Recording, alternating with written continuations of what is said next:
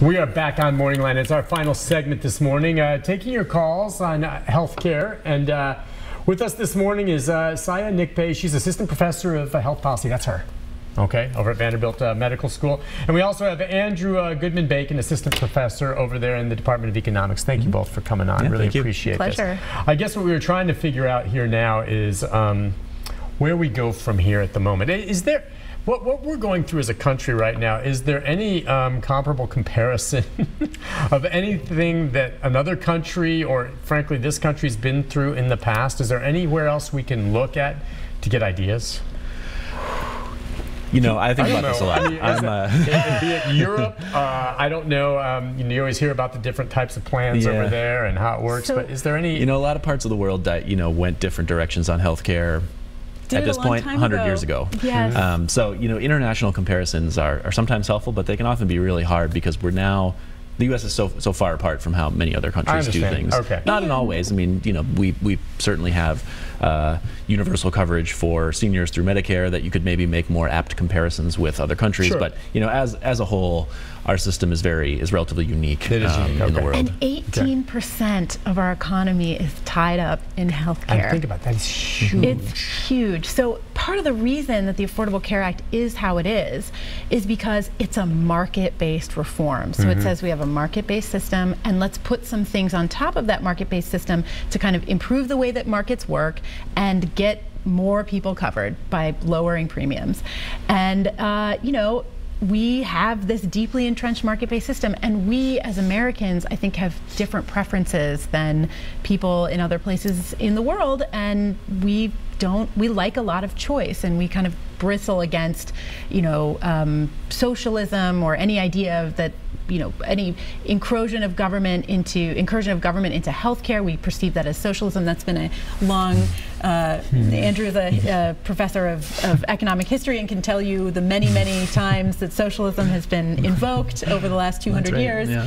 So I feel like we're in this system, and it's very difficult to make comparisons with other systems. Okay, fair enough. Well, I do. I mean, thinking about history a lot, I'll spare you. I mean, I love talking about this, so I could go on for like a whole other show, but I'll spare you a little. I think a lot about when Medicaid first started, actually, in the 60s, and so we've had a really helpful conversation, I think, about the individual market aspects of these bills that have been considered by the Senate and the House, and talking about the structure of employer-sponsored insurance. But a lot of the big changes, as I mentioned before, are really to the fundamental structure of the Medicaid program. And the reason I think that there's a helpful analogy when we think back to the 1960s is because really what happened when Medicaid went into place is essentially the opposite of what's being proposed now. New requirements were put on states to provide a meaningful set of health services. The federal government offered a large new chunk of money to states to help them run their Medicaid programs.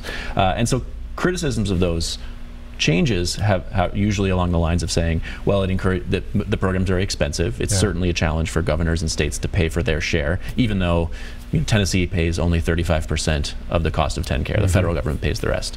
And so a lot of the Medicaid proposals that are kind of up for grabs now, and even if they failed yesterday in the Senate, I'm sure that they will be back. It's been a long sort of reform goal of Republican federal legislators. And so I think of one potentially helpful analogy for what might happen in the future with Medicaid being what happened when Medicaid started. And so this is the stuff I work on, so I'll just say briefly, two things happened that kind of I think a lot of people have recognized.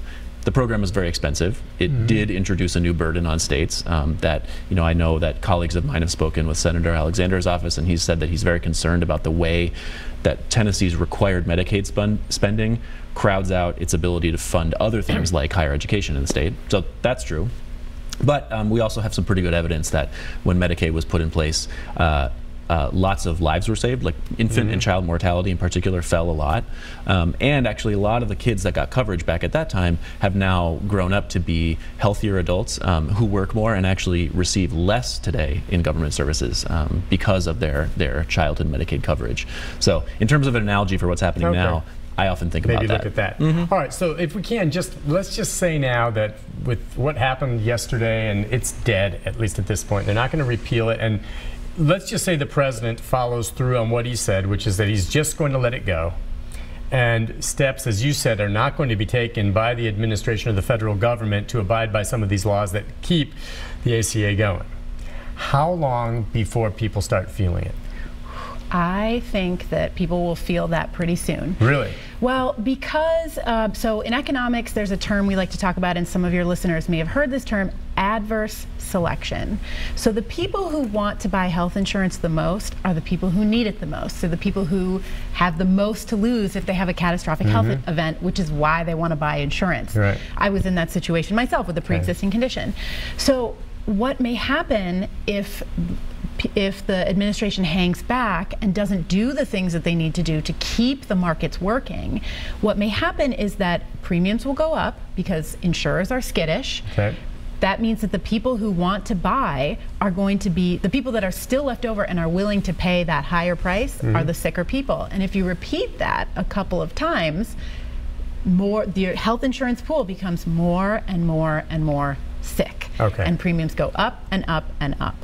So I think not implementing those things, you may not, next open enrollment period, if it looks like, the Trump administration is not going to do the things that they need to do to kind of keep the markets working, in open enrollment period in October, people are going to see higher prices than they would have expected. And some insurers have already had to submit their 2018 rates, That's right? And they're feeling uncertain about some of these payments. Because it's going to be higher. In some sense, people already are feeling And then I don't know if that's the president's strategy or not. When that happens, then it's going to increase political pressure to get something done. And then I don't know if that means the Republicans and Democrats will get together or not.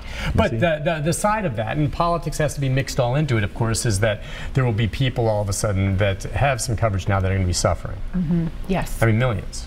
Yes. Well, so the Senate's version of health repeal would have had 35 million people without health insurance. I mean, that's a big chunk. They just have to get together then. I mean, but I don't know what it'll take. So I think the squeeze is going to be on. There are some important things, though, that policymakers can do to help places exactly like Tennessee. So there are 8 health insurance markets in Tennessee. 6 of them have only one health insurance so they find a way to get more companies willing to do it. We got to find a way to get more companies to come in. We had this really kind of drastic problem in Knoxville's market where there were no is that insurers. The job of the governor? Is that the job of state lawmakers? Who can make a situation so our senators were trying to do that and trying to propose options to fix that problem. And they proposed some things, actually, to try to fix that problem. But you need bipartisan work together, because this is a problem that affects Democrats, it affects Republicans. So they kind of need to get together and figure out a way to make this work. You guys are great. Professor Nick Pay, awesome. You guys ever argue?